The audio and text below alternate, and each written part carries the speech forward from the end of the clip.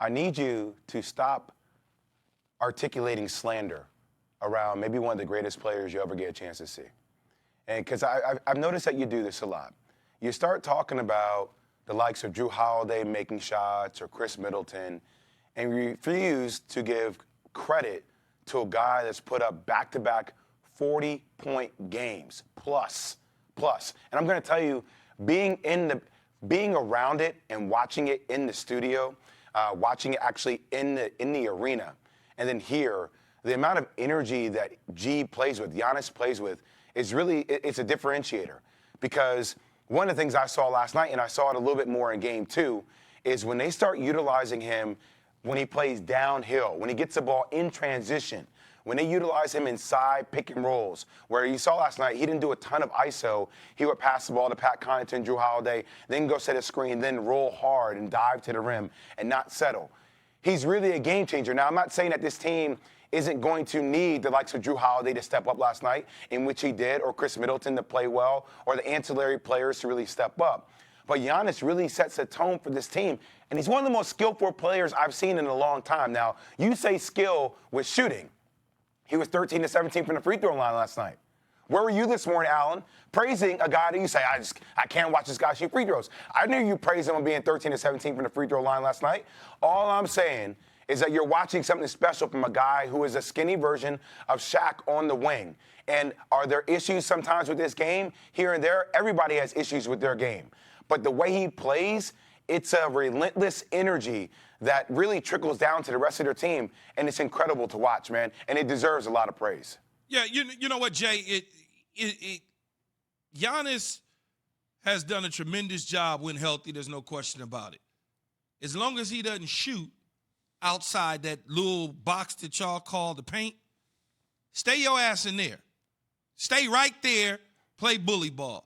Because we saw him shoot threes, a couple that he hit or tried to hit last night, and what happened? But Key, he did that. He made some mid-range shots in game 2 that he kept them in the game single-handedly. But mid-range shots is way different than three-pointers. Whenever I agree with you on that. Plays bully ball and he decides to be a freight train going down the middle, they don't want to have anything to do with him. Back to the basket. You're an NBA guy. He's 7 feet tall, man. Back to the basket.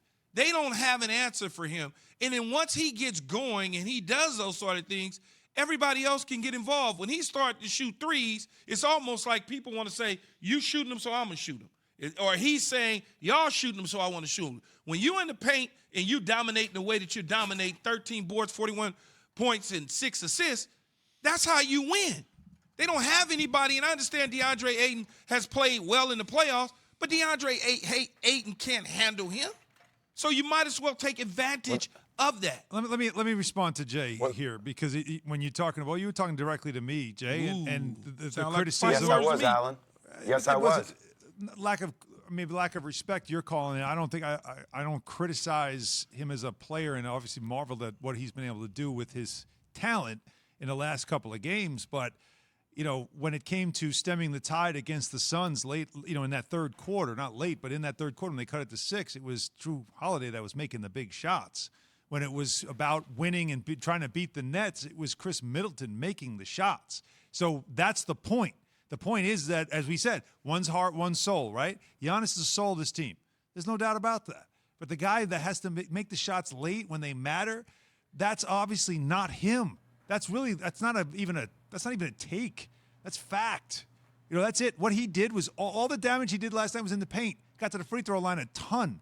And he did everything he was supposed to do, but DeAndre Ayton wasn't in the game. Jay Crowder was guarding him, Jay. Jay Crowder. You know why DeAndre Ayton wasn't in the game? You know why DeAndre Ayton wasn't in the game? Because Giannis attacked him and he got in foul trouble. Yeah. And that's the key to this whole series. When they attack him, when they get him in foul trouble, then Phoenix becomes a perimeter-oriented team. And you're right, Jay Crowder can't guard him, but that's due because Giannis got into foul trouble. All I'm saying to you is this. I just didn't hear that type of slander on Shaq. And Shaq wasn't a great free throw shooter. Shaq didn't have the ball in his hands down the stretch, but we didn't use that against Shaq. But wait, Jay, come on, man. The Diesel, come on, man. Shaq was leading his team to championships along with Kobe. He took Orlando to the championship early in his career. Giannis just got there. He didn't complete. Giannis just got there, Jay. He just Key, got there. I'm not comparing, but Key, you automatically go back to this as a Lakers fan. I'm not comparing resumes. I'm not going back to it. I'm not going back to it as a Laker fan. We the all styles know in which they play, though, Key. But we all know, Jay, that Giannis struggled at the free throw line as well as Shaq. We get that. My whole point to you is when you talk about a guy not getting his due, he does get his due. But when you start shooting threes and not taking advantage of your strength, you put your team in a position that he's put them in the past. Yeah, that's factual. I'm not making it up. Oh, look, I'm not sitting here excusing him taking threes, Key.